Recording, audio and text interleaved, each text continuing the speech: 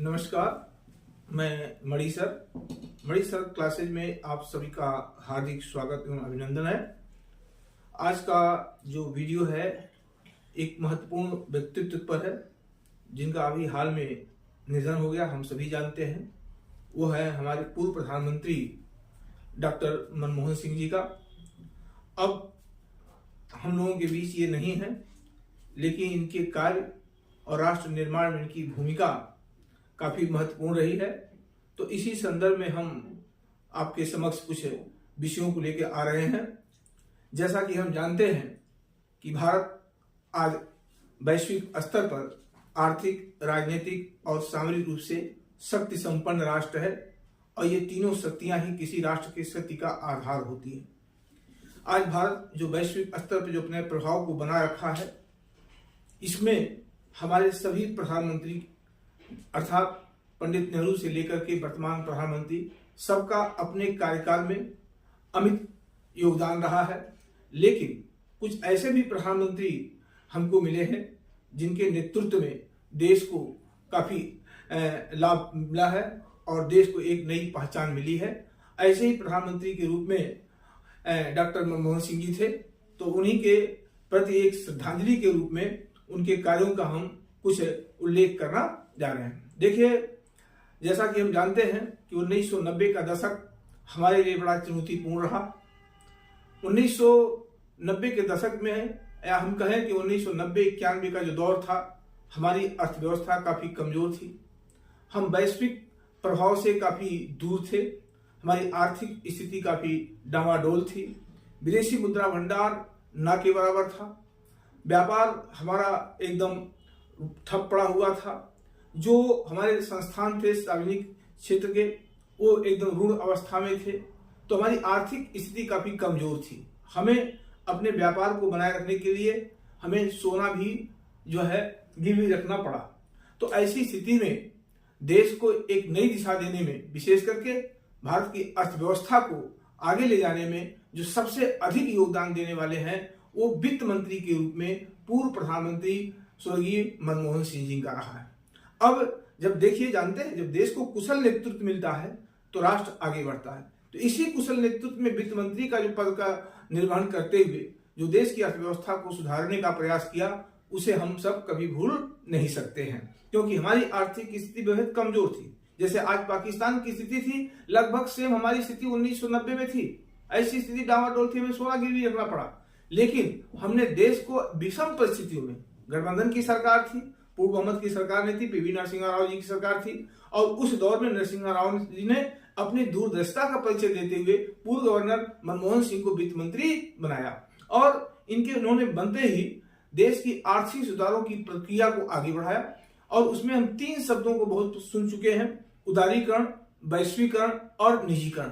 मनमोहन सिंह जी ने अपने वित्त मंत्री काल में 2 बार मुद्रा का अवमूल्यन किया, जिससे हमारे निर्यात सस्ता हुए, निर्यात को बढ़ावा मिला। इन्होंने उदारीकरण के द्वारा उद्योगों को या विभिन्न क्षेत्रों में निजीकरण को भी बढ़ावा दिया। इससे देश और विदेशी निवेश भी हमारे प्रतिष्ठानों को बढ़ने लगे। इससे हमारी अर्थव्यवस्था में एक नई दिशा भी हुई। तो उदारीकरण और वैश्वीकरण और निजीकरण, बहुत से जो संस्थान सार्वजनिक क्षेत्र के रूप में ही थे, उन संस्थानों को हमने 100% निवेश की सीमा की छूट दे दी। तो इससे कहीं न कहीं विदेशी निवेश को बढ़ावा मिला, अर्थव्यवस्था में तेजी से सुधार हुआ। और यह सुधार की प्रक्रिया हुई कि हम बहुत जल्दी उदारीकरण के दूसरे फेज में आ गए। 1996 में हमारे आर्थिक विकास की रफ्तार, जो कभी 3-4% हुआ करती थी वार्षिक, वो हम जाकर के 7%, 8% के नियर अबाउट पहुंच गए। तो जो देश के आर्थिक विकास को बढ़ावा दिया, जो आर्थिक विकास की आधारशिला रखी, उसका श्रेय हमारे पूर्व प्रधानमंत्री वित्त मंत्री के रूप में मनमोहन सिंह को जाता है। अच्छा, अब वही सिलसिला लगातार जारी रहा। इनके कार्यकाल में, प्रधानमंत्री के कार्यकाल में 7 से 8% विकास दर था, जो आज भी इसी के आसपास कहीं कहीं थोड़ा बहुत 1-2% से आगे पीछे होता रहता है। लेकिन भारत पीछे मुड़ के नहीं देखा और हमने लगातार अपनी अर्थव्यवस्था को सुधार किया। उसी का परिणाम है कि आज भारत विश्व की 5वीं बड़ी अर्थव्यवस्था है। भारत विश्व का एक बड़ा उपभोक्ता बाजार बन चुका है। आज भारत की इकोनॉमी वैश्विक इकोनॉमी को प्रभावित करती दिखाई दे रही है। इन सब के पीछे बहुत से लोगों का योगदान है, बहुत से लोगों की भूमिकाएं हैं। लेकिन सबसे अधिक भूमिका जिसकी आधारशिला रखने वाले रहे वो डॉक्टर मनमोहन सिंह जी रहे।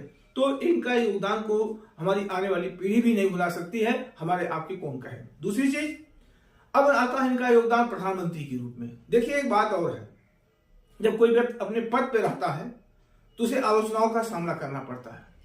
जब कोई व्यक्ति हमारे बीच नहीं रहता है तो हम उसके अच्छाइयों को जो है गाते रहते हैं या सुनाते रहते हैं, समझते रहते हैं। जब तक वो हमारे रहता है तब तक उनको हम कई उपनामों से भी संबोधित कर चुके हैं मनमोहन सिंह को, लेकिन ऐसा भी नहीं है, इनके वर्क को भी, इनके कार्य को भी झुटलाया नहीं जा सकता है। इन्होंने कई महत्वपूर्ण अपने 10 वर्ष के कार्यकाल में देश को आगे ले जाने के लिए, आर्थिक सामाजिक विकास को बढ़ावा देने के लिए इन्होंने कई महत्वपूर्ण नीतियों का विकास भी किया। जैसे एक एक को हम समझने का प्रयास करें। सबसे पहले इन्होंने जो है 2005 में महात्मा गांधी रोजगार गारंटी योजना लाया। ये एक व्यापक योजना है जिससे ग्रामीण क्षेत्रों में बड़े पैमाने पर रोजगार का क्या हुआ, सृजन हुआ। जो हमारे समाज का सबसे निचला वर्ग है उसको अधिक से अधिक लाभ दिलाने में इस योजना का महत्वपूर्ण योगदान रहा और उसका आज भी प्रभाव हम कहीं न कहीं व्यापक रूप से देख रहे हैं। तो चाहे वो महात्मा गांधी रोजगार निर्माण योजना हो। दूसरा, इन्होंने अमेरिका के साथ असैन्य परमाणु समझौता किया। यहां देखिए, परमाणु समझौता 2 रूपों में होती है। जैसे असैन्य परमाणु समझौता का आशय हमारा यह है कि हम किसी राष्ट्र के साथ परमाणु समझौता करता है तो हम असैन्य गतिविधि अर्थात परमाणु हथियारों के अतिरिक्त विकासात्मक कार्यों में हम ऐसे ऊर्जा का प्रयोग करेंगे। तो असैन्य परमाणु समझौता तभी होता है जब हम परमाणु अप्रसार संधि पर हस्ताक्षर करें, एनपीटी पर। भारत कभी इस संधि पर हस्ताक्षर नहीं किया क्योंकि ये भेदभाव परक संधि रहे और आगे करेगा।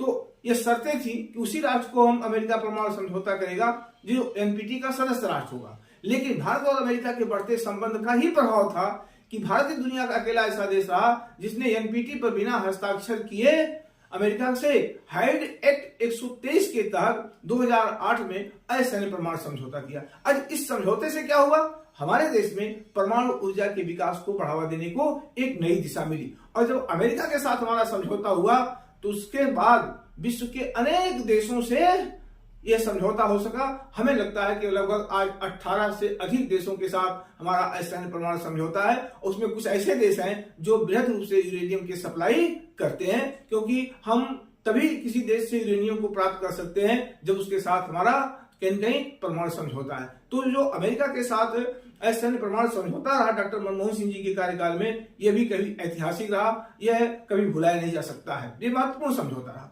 दूसरा, अमेरिका के साथ हमारा रक्षा समझौता भी महत्वपूर्ण रहा। हम जानते हैं हिंद प्रशांत क्षेत्र से लेकर के भारत की स्थलीय सीमाओं पर चीन, पाकिस्तान हमारे लिए एक गंभीर चुनौतियां भी बनती जा रही है। हमें सेना के आधुनिकीकरण के लिए हमें केवल रूस को विकल्प लेकर के नहीं चलना था, हमें अन्य देशों की तरफ ध्यान देना था। 1990 के दशक में हमने अमेरिका के साथ अपने संबंधों का विस्तार करके आर्थिक हितों की पूर्ति की, लेकिन 2001 के बाद भारत और अमेरिका के संबंधों के विस्तार होने से पहली बार 2001 में भारत अमेरिका के बाद भारत अमेरिका के साथ रक्षा व्यापार समझौता हुआ और वही समझौता आगे बढ़ करके हमने 2006-07 में अमेरिका के साथ अरबों डॉलर के बड़े पैमाने पर हथियारों के खरीद समझौता को बढ़ावा दिया। तो इसका भी श्रेय हमारे पूर्व प्रधानमंत्री मनमोहन सिंह को जाता है। तीसरा यह है कि आधार कार्ड, आज आधार कार्ड हम सबकी पहचान हो गई है।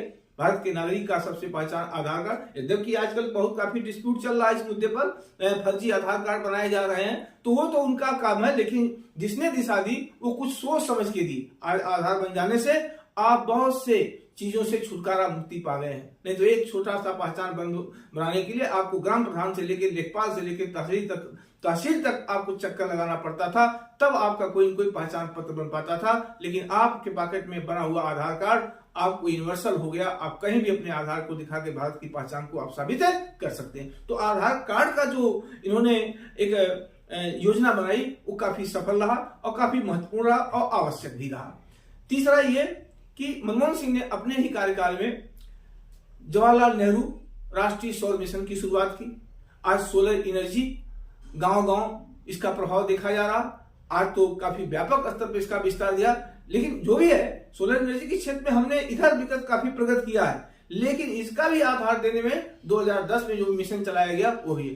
तो चाहे हमारा सोलर एनर्जी मिशन हो, चाहे हमारा स्वास्थ्य मिशन हो, ये दोनों मिशन का श्रेय भी मनमोहन सिंह जी को जाता है। और सबसे बड़ी उपलब्धि में इनके कार्यकाल का एक महत्वपूर्ण उपलब्धि ये भी रहा कि राष्ट्रीय खाद्य सुरक्षा अधिनियम 2013, आज देश में लगभग 85 करोड़ लोग इस अधिनियम का लाभ उठा रहे हैं और फ्री का अनाज प्राप्त कर रहे हैं। तो कहने का मतलब कि हर व्यक्ति को, कोई हमारा उद्देश्य यह था कि कोई व्यक्ति भारत में भूखा ना रहे, कोई कुपोषित न रहे, सब भरपेट भोजन पावे और सब पोषण युक्त भोजन प्राप्त करें।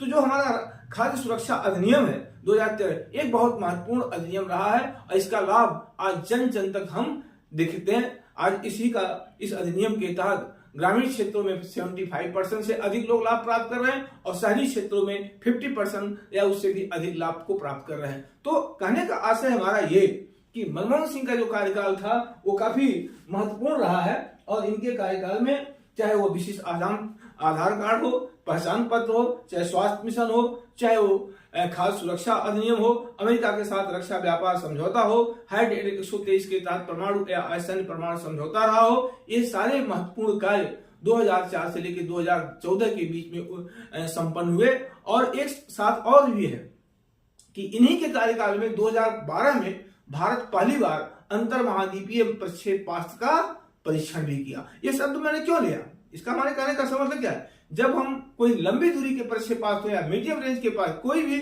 हमारा डीआरडीओ तभी किसी चीज का परीक्षण कर पाता है जब हमें शासन स्तर से उसकी अनुमति मिलती है। केंद्र सरकार ने अर्थात नेतृत्वकर्ता का जब हमें अनुमति मिलती है तभी हम परीक्षण कर सकते हैं, भले हमारे पास वो क्षमता पहले से क्यों ना रहा हो, लेकिन अगर अनुमति नहीं मिली तो नहीं कर सकते हैं। तो कहीं न कहीं 2012 में भारत एक अंतर महाद्वीपीय प्रक्षेपास्त्र का मतलब ये कि जब हम परीक्षण करते हैं तो हमें वैश्विक आलोचनाओं का शिकार भी होना पड़ता है, लेकिन हम इन आलोचनाओं को परे रखते हुए और देश की सुरक्षा और संप्रभुता को ध्यान में रख करके ही हमने ऐसे मिसाइलों का परीक्षण किया। तो इस परीक्षण का जो दिशा निर्देशन किया गया वो मनमोहन सिंह के द्वारा किया गया, तो इसका श्रेय भी उन्हीं को जाता है। तो कुल मिलाकर के हम यही कह सकते हैं कि जो लोग उनकी आलोचनाओं से उनका मन नहीं भरता है, क्या उनके तरफ ये भी निभा डालें कि उन अपने कार्यकाल में किन किन चीजों पर विशेष फोकस किया और उसका आज हमारे आर्थिक सामाजिक जीवन पर उसका क्या प्रभाव पड़ता है। तो ये सारी उपलब्धियां निश्चित ही